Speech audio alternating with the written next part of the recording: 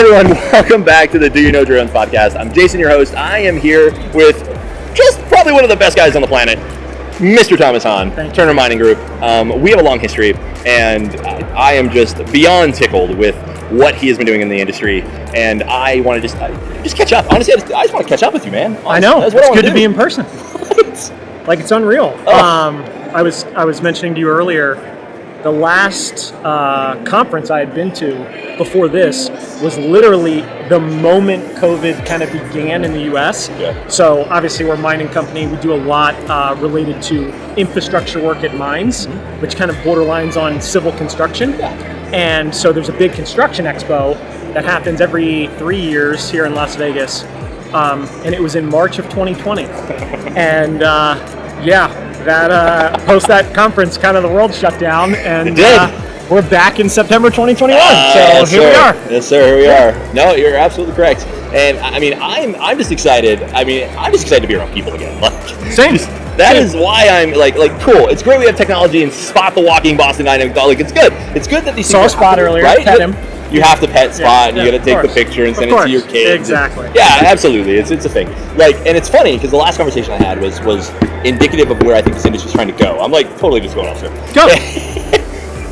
You know me. Yeah. And this industry is won when nobody cares about Spot. Agreed. When my kid doesn't want me to FaceTime him with Spot, that's a good sign. That's a win, man. Yeah.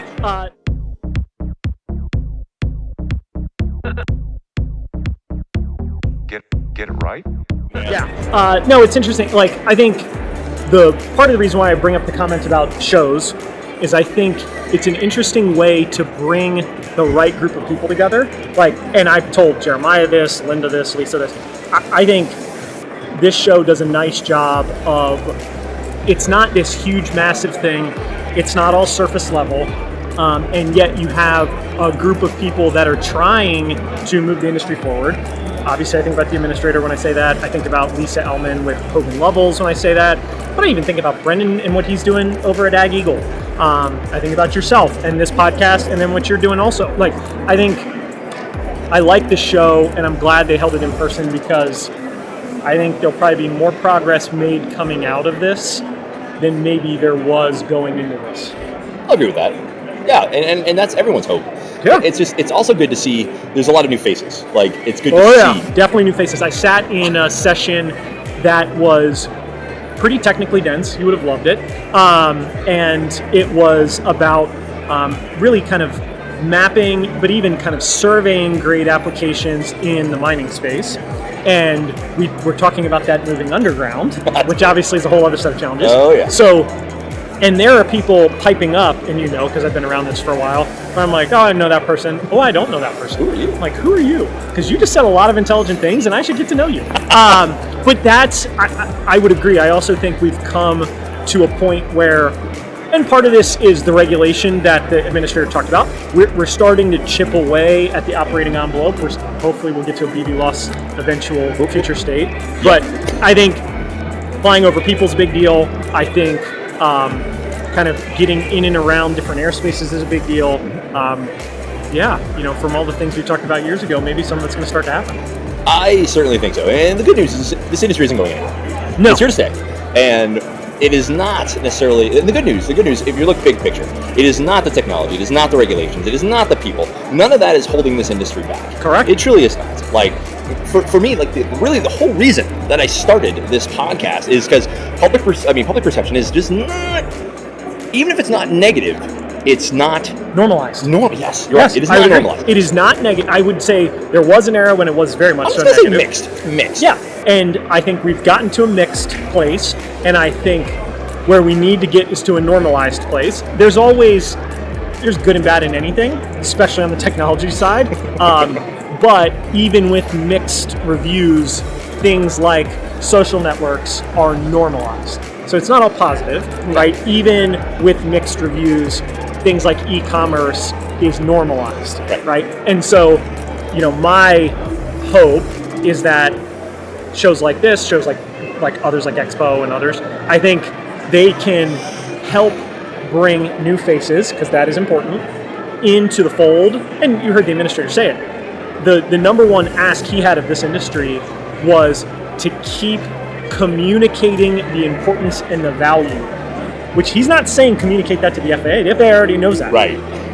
What he's saying is communicate that to the general public. Keep going, yes. Exactly. Yeah. And I think that normalization where when you see a drone flying, you just go, nah. Or you see Spot walking around, you just go, nah. That I think is a really good thing. I've seen, just to show you how much of a nerd I am, I've seen a bunch of TikTok videos of, you know how FedEx is doing the little bot that rolls on the sidewalk? Oh yeah, absolutely. Where people will dive in front of the bot to try to get it to run over them. It's dead serious, you can find this on TikTok. Planking. And the bot, yes, and the bot slams on the brakes, and then some of them can step, so it will step over the person. That's awesome. Which is amazing. Okay, that's cool. But I think about that and I'm like, okay, as much as I kind of chuckle at these TikTok videos, Sure. I sit there and think, yeah, but it's kind of normalizing. Like, to watch someone start to play with the robot, not step back, not be afraid, not whatever, but like literally kind of mess with it, like tease it. Yeah, like throw a beer sticker on it. Yeah, like, you know, in my family, we always say, like, if I don't tease you, I don't love you, right? So if you're teasing this robot, like, maybe that's something. Acceptance. Exactly. Ooh, yeah. Maybe that's something. Yeah, I love that. Yeah, absolutely. Yeah, and I think, interestingly enough, like I do think that the role of social media in helping our overall industry is going to be huge. Oh, for sure. I mean, because and the reality is there are influencers out there that have, you know, hundreds of thousands of viewers and subscribers, and they that is not me. But the thing is like their messaging needs to understand what's happening here. Oh, I agree. And it's not. The thing is that they're focused on the consumer. They're focused on the mild, light industrial prosumer. But there is a massive other portion of this industry, even going all the way to like the Intels and the big players, like that. It is a void. Just a void, and that is, I see that as not a problem, an opportunity. I see it as an opportunity because I see this industry. If I'm looking at a gauge or an indicator, we are at 1%. Yeah, I think that's fair. I think two things I would say to that. One, it doesn't surprise me that, especially from an influencer community or from a social network kind of ecosystem, that you have people focused on the consumer or prosumer style use cases, partly because they're the most normalized. Yes. Right? So if I think about where this industry is with regards to normalization, it's fine for people to throw a drone up and take a selfie. Yes. We see it all the time. Totally fine. It's not yet fine for a farmer to map, the back 40 with his drone, partly because the neighboring farmer's like, are you spying on me, right? Like, and we got to fix that perception. And I think that's true in a lot of other use cases, just picking on agriculture as one. But I think that's probably why they are there, because that's the most okay thing. Look, selfie sticks are annoying too, but they're normalized, right? And so I'd say that's kind of one part of it. And then the second I would say is, I also think it is the most, and maybe these two things go together, well understood. And where I'm going with that is, I think DJI and others, but I will give a lot of credit to DJI, has not shied away from, hey, take a selfie with this thing, hey, capture a little vid if you want to skateboard, and Skyview too, but hey, do this and let's have fun with it and let's make it enjoyable, and that's why you should buy this thing and put it under your Christmas tree. I don't think the rest of the industry has done nearly as good of a job with regards to, as you said, kind of past the prosumer all the way to the defense and intel side. Why aren't we talking more about that? Because they are a tool and they are useful, and it isn't something that needs to be scary or questionable. And does it need to be used in the right way? Absolutely. But again, it can become normalized the more well it is understood. 100% agree. So along those lines, and thank you for those thoughts, absolutely. So if we're at a place where if we're at 1%, if we want to move the needle, we need more people. We need good people. We need people that think differently. We need that. So if you're talking to someone and they're interested in this drone industry, what advice would you give them? So the first thing I would say is find the portion of the industry you're interested in, because I think there's also this overgeneralization of the drone industry, which hurts it, or hurts people's attraction to it, is maybe a better way to phrase that. where I'm going is, if you are passionate about, I don't know, delivering the freshest seafood, drones actually might be an answer to that. So it's not that, and now there can be people that are passionate about drone technology itself, or there can be people who are passionate about another application of the technology. We mentioned agriculture before. I think all of those things are these specific niches that's where the passion likely lies. If you just say, I want to be in drones because drones are cool, well, sure, and you and I have been in drones, partly because they're cool, but we also were in drones for very specific reasons. Right. And I think that's the part of the conversation that's missing. So that's the first piece of advice I'd give them. Okay. The next piece of advice I'd give them is go find people who have a very similar passion. This room is full of people who are across the spectrum. Pure technologists, pure industry experts, pure application experts, etc. Or even regulators and policy people. Yeah. But you need to find your squad within the greater community. Because those people are going to push you, they're going to make you better, they're going to challenge your thinking because they relate to the same passion that you have. So I would say that's the second. And the third I'd say is start to talk to the people that are around you about exactly what you're doing, which you made the comment earlier of, we need to talk more about this, we need to explain more about kind of everything past the prosumer. The way you do that is you get people who are super passionate about film via drone. And they're telling all their friends that aren't in film, right? All their normal friends, their neighbors, their high school friends, like everybody they grew up with, and saying, oh my gosh, look at all this cool stuff.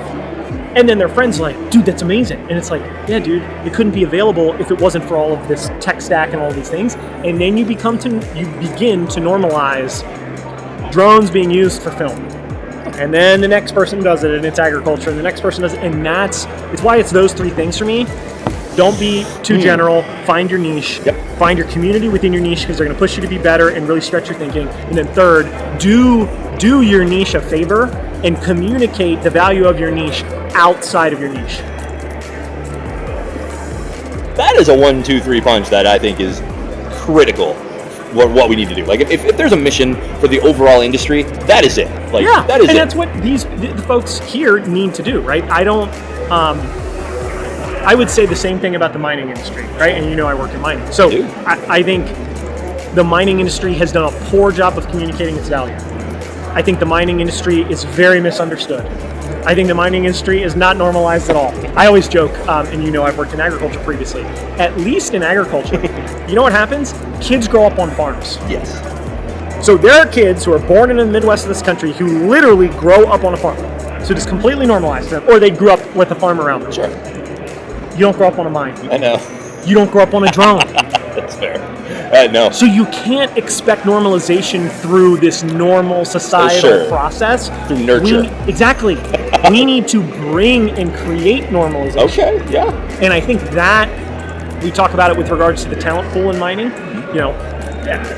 Many would argue if there is a dearth of talent in mining, I would scream that's an opportunity, which is part of the reason why we do at Turner. But I think that is a mission in a lot of spaces that are misunderstood or neglected kind of from the normal societal nurture path.